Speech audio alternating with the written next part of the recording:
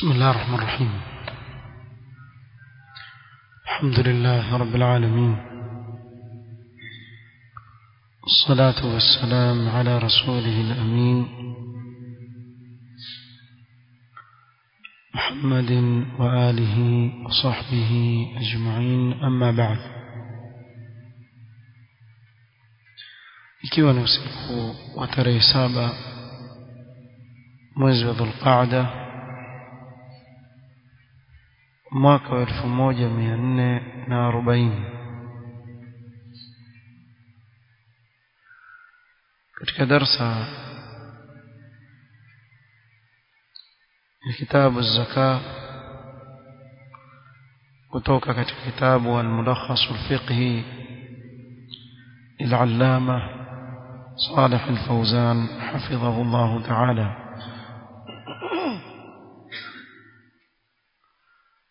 tuendelea باب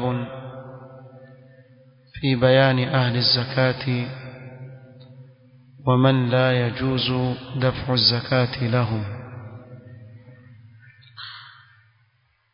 tulizungumzia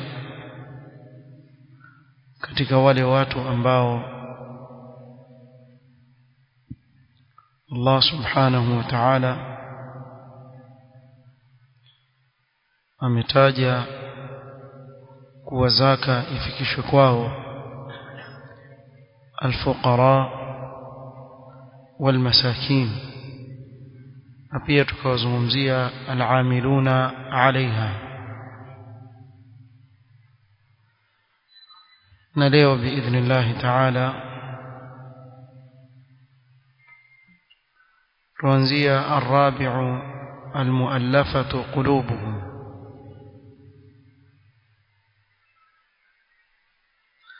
المؤلفة قلوبهم. قال العلامة الفوزان حفظه الله تعالى: جمع مؤلف من التأليف وهو جمع القلوب. المؤلفة قلوبهم ni wale wanaopendezewa Uislamu.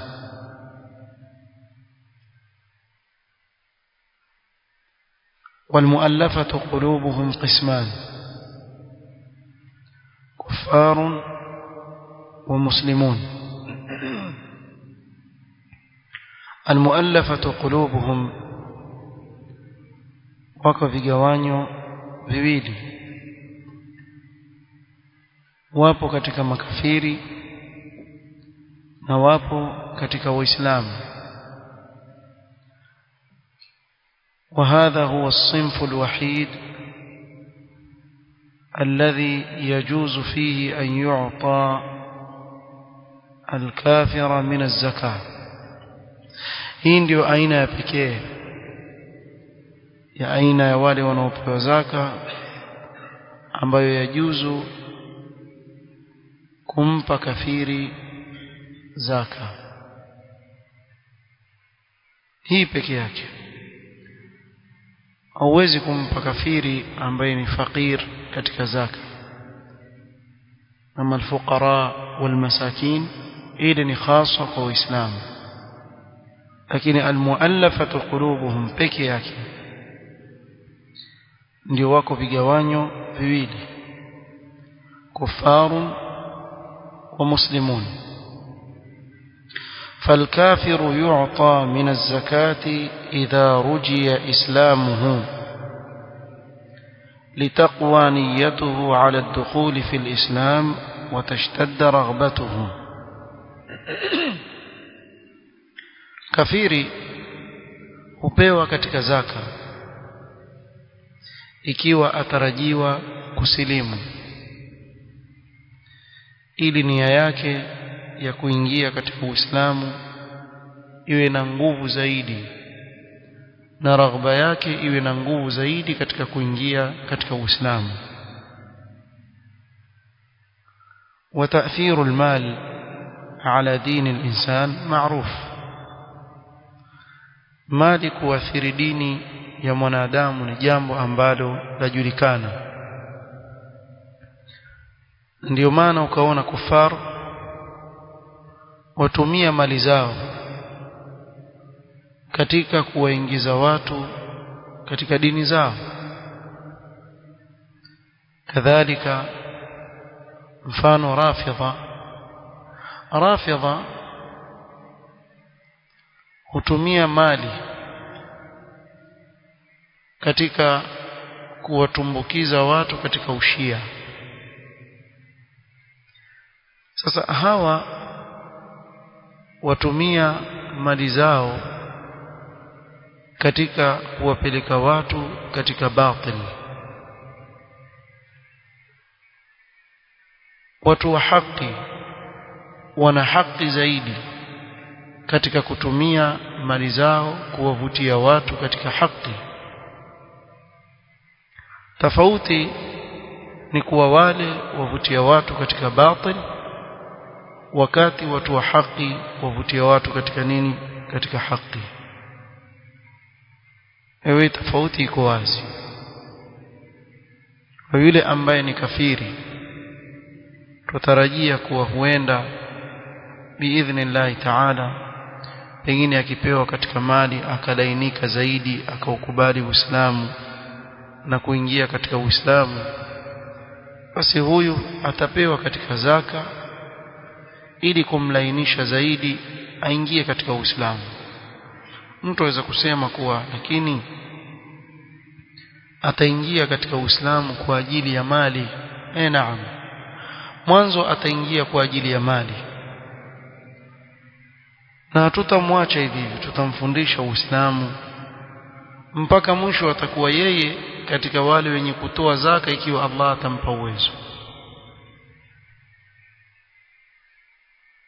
Na hili jambo masahaba walikuwa wakitaja kuwa mmoja wao alikuwa akiingia katika Uislamu, walaysa lahu hammun illa ad-dunya,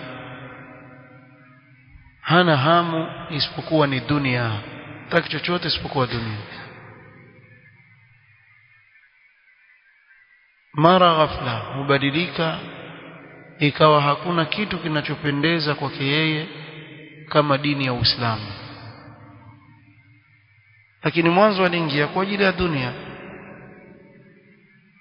Na Mtume sallallahu alaihi wasallam alikuwa akiwapa baadhi ya watu na kuwawacha wengine ambao wapendeza zaidi kwake yeye kuliko wale,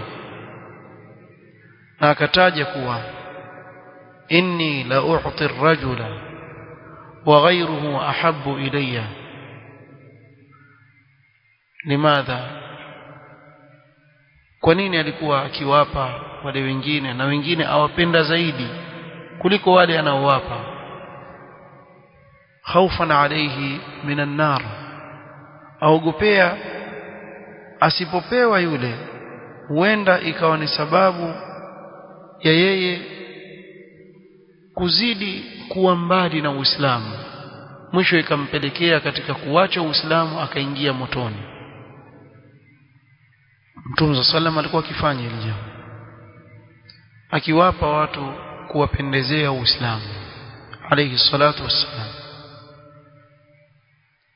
Kwa hivyo makafiri hupewa katika zaka wakitarajiwa Uislamu au kuingia katika Uislamu, au nia yao kuwa na nguvu zaidi kuingia katika Uislamu na raghba yao kuwa zaidi, au idha hasala bi'ita'ihi kaffu sharrihi 'anil muslimin au sharri ghayrihi, au ikatarajiwa kuwa akipewa katika hii mali itazuia shari yake kutokamana na Waislamu kuipata, au shari ya wengineo. Kwa mfano, wako makafiri katika mipaka ya nchi ya Kiislamu ambao huingia mara kwa mara wakavamia, wakapora mali, wakaua watu, wakaharibu mali, na nchi ya Kiislamu haina uwezo na jeshi la kuweza kupambana na wao. Aslan ilikuwa wapambane na wao, lakini hawana uwezo huo. Kwa hivyo wakawaita, wakakubaliana na wao kuwa sisi tutawapa kila mwaka kiasi fulani cha mali ili kuzuia ile shari yao wasiingie katika nchi ya Kiislamu wakaleta uharibifu. Hili pia laweza kufanyika. Au tuchukulie mfano, kuna kabila fulani, kabila lile ni watu waasi na wako sehemu pengine ya mbali, na kiongozi wa Kiislamu hawezi kutoa jeshi mpaka kule kupambana na wao. Akamshika kwa mfano mkubwa wa kabila ambaye asikilizwa, akamwambia, hii chukua na kila mwaka nitakupa, wazuie hao watu wako kutokamana na shari yao. Aweza kuwa kafiri, lakini akapewa, atiiwa, watu wake wakamsikiliza, wakazuilia ile shari yao kutokamana na kufikia Waislamu. Basi hawa pia wapewa katika zaka. Asa hapa ndio utapata khawarij ahkam kama hizi wa hawazitaki, na ahkam ziko katika Qur'an. Sasa uweza ukashindwa wewe ukauliza, hiyo inil hukmu illa lillah, wanayokusudia wao ni ipi? Takubalije bwana? Mambo hayaendi na atifa, mambo yaenda na uhalisia wa yale mambo vile yalivyo. Huja wakati kawa daula ya Kiislamu ni dhaifu, hakuna njia isipokuwa ni kuwapa mali wale ili kuzuia ile shari yao, tena katika zaka kama wanavyotaja ulama. والمسلم المؤلف يعطى من الزكاة لتقوية إيمانه أو رجاء إسلام نظيره. na muislamu anayependezewa uislamu, pengine ndio ameanza kusilimu, apendezewa uislamu, apewa katika zaka ili kutilia nguvu imani yake. Na Mtume sallama alikuwa akilifanya hili jambo. Mwanzo wa kusilimu Abu Sufyan radhiyallahu anhu alimpa ngamia 100. Al-Aqra' ibn Habis akampa ngamia 100, kisha akampa 100, kisha akampa 100 na waje wengine wakubwa makabila ampa mbuzi baina ya majabali mawili, yani mbuzi wengi sana. Arudi kwao huko akipiga ukelele, ya qaumi aslimu fa inna Muhammadan yu'ti ataa man la yakhsha al-faqr. Muhammad atoa kutoa kwa mtu ambaye haogopi umaskini. Tazama anavyoathiri Mtume sallallahu alayhi wasallam, mali yaathiri misimamo. Na ndio ukaona watu ambao si wa haki mara moja utengezwa hivi, wakateteleka katika ile haki kidogo ambayo pengine labda imebakia nayo, basi ukamwona huyo ashapinda nini, ameona dunia. Lakini watu wa haki watakana waitumie ile mali katika kuwavuta watu kwenye haki, na wala hakuna kosa katika hilo. Kwa hivyo aweza kupewa Muislamu ili kuutia nguvu imani yake zaidi, au rajaa islami nadhirihi. Kwa mfano kuwe kuna kabila fulani na ubavuni mwao majirani zao kuna kabila ambalo halijasilimu, ni makafiri. Waislamu wakaja wana mbuzi 500 za zaka. Hizi mbuzi bwana zimeletwa kwa kiongozi wa hili kabila ambalo wamesilimu. Hizi bwana nzako, zaka yako hii, zaka umepewa wewe. Wale jamaa kule jirani wanasemaje? Mbuzi 500, sisi pia tuwe waislamu. Hao waingia katika Uislamu. Angalia hikma ya Uislamu, na wao pia waingie katika Uislamu. Mkiingia katika Uislamu na nyipi ya kiongozi wenu atakuwa kiletewa kama mbuzi 500 kila mwaka, utabaki mtu katika ukafiri hapo. Watasilimu. Mtu anaweza kusema lakini watasilimu kwa ajili ya mali. Ndio mwanzo tutakawasilimu kwa ajili ya mali, kisha wakishasilimu kwa ajili ya mali wafundishwa ule Uislamu, kisha wataupenda ule Uislamu. Na hivi alikuwa akifanya Mtume sallallahu alayhi wa ala alihi wasallam. ونحو ذلك من الأغراض الصحيحة المفيدة للمسلمين. نمفان wake katika haya malengo sahihi yenye kuwafaidisha waislamu. والإعطاء للتأليف إنما يعمل به عند الحاجة إليه فقط. na kutoa zaka kwa ajili ya kuwapendezea watu Uislamu hufanywa wakati watu wanapohitajia peke yake. Kama kwa mfano kumpa kafiri ambaye tunataka azuie sharia yake dhidi ya Waislamu. Kwa mfano jeshi la Uislamu likapata nguvu, katika hali kama hii itatumika njia nini? Njia ya vita. Maadamu wavamia watazuiliwa kwa nguvu. Sasa katika hali kama hii ambapo Waislamu wana nguvu, hakuna tena kutoa nini? Kutoa katika zaka eti kwa ajili ya kuzuia sharia yao. La. Kadhalika ikiwa daula ya Kiislamu ina nguvu kisawasawa, kwa mtu wa Kiislamu hawezi kurudi nyuma. Ajua nikirudi nyuma nitasimamishwa hadi ya murtad. Kwa katika hali kama hizi zaka haitapewa hawa. لأن عمر وعثمان وعلي رضي الله عنهم تركوا الإعطاء للتأليف لعدم الحاجة إليه في وقتهم. عمر عثمان علي رضي الله عنهم waliwacha kutoa zaka kwa ajili ya kuwapendezea watu Uislamu kwa sababu walikuwa hawahitaji wakati wao. والإنسان طبع على محبة المال. mara nyingi mwanadamu ni maumbile apenda mali.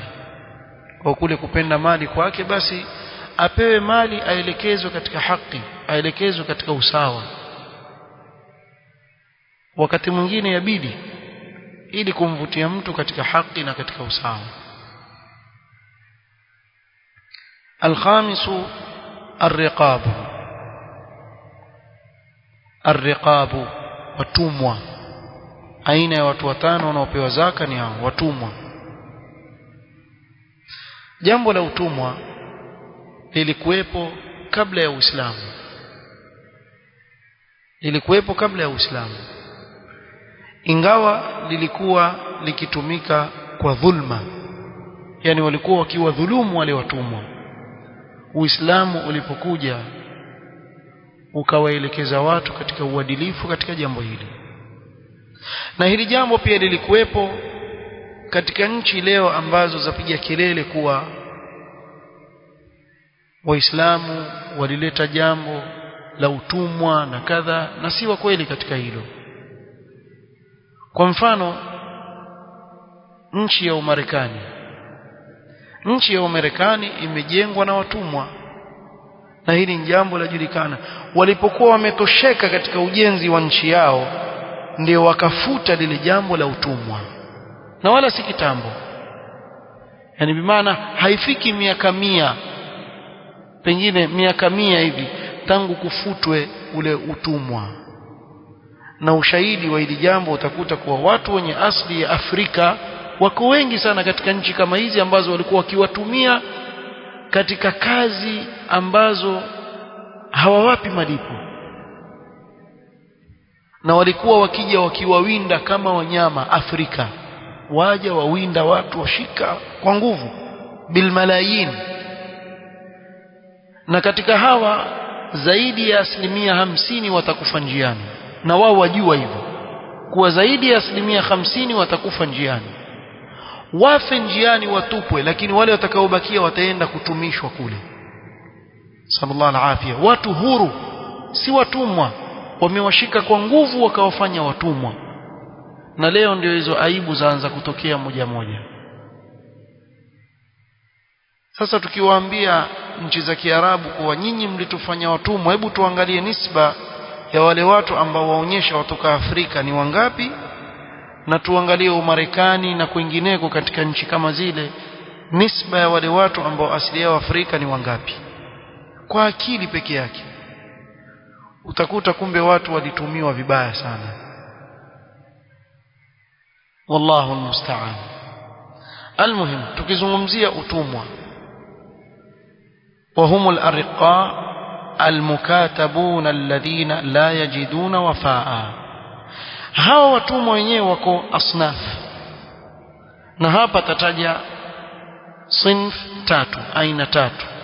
الصنف الأول الأرقاء المكاتبون الذين لا يجدون وفاء.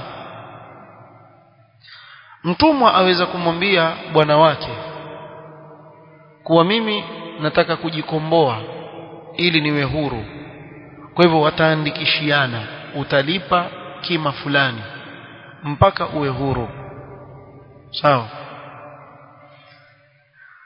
Sasa yule mtumwa ikiwa amekosa cha kulipa kwa ajili ya kununua uhuru wake, itachukuliwa mali katika zaka, lakini katika ile zaka hatutasema kuwa lakini anaambiwa kwa mwezi alipe shilingi kadhaa, kwa hivyo sisi tutamlipia kila mwezi mpaka iishe. La, zitachukuliwa alipiwe kamili, atoke katika utumwa, kisha waachiliwe huru.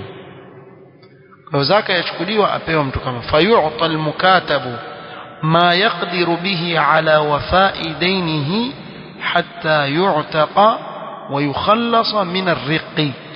Kwa huyu mtumwa aliandikishiana na bwana wake atapewa katika zaka kiwango ambacho kitamtosheleza yeye kuweza kulipa lile deni lake, ili awachiliwe huru kutokamana na ule utumwa aliokuwa nao. ويجوز أن يشتري المسلم من زكاته عبدا فيعتقه. هذا الصنف الثاني. أين يبيلي mtu yuko tu si mukatab, ni mtumwa. Muislamu ana pesa za kutosha za kuweza kununua mtumwa za zaka, aenda amlipia yule aliyemmiliki yule mtumwa, ampa katika pesa za zaka, kisha mchukue yule mtumwa amwachilia huru yule mtumwa. ويجوز أن يشتري المسلم من زكاته, katika zaka yake amnunua yule mtumwa abdan fayu'tiqahu, kisha amwachilia huru. ويجوز أن يفدي من الزكاة الأسير المسلم، وهذا الصنف الثالث. kigawanyo cha tatu ni matekwa.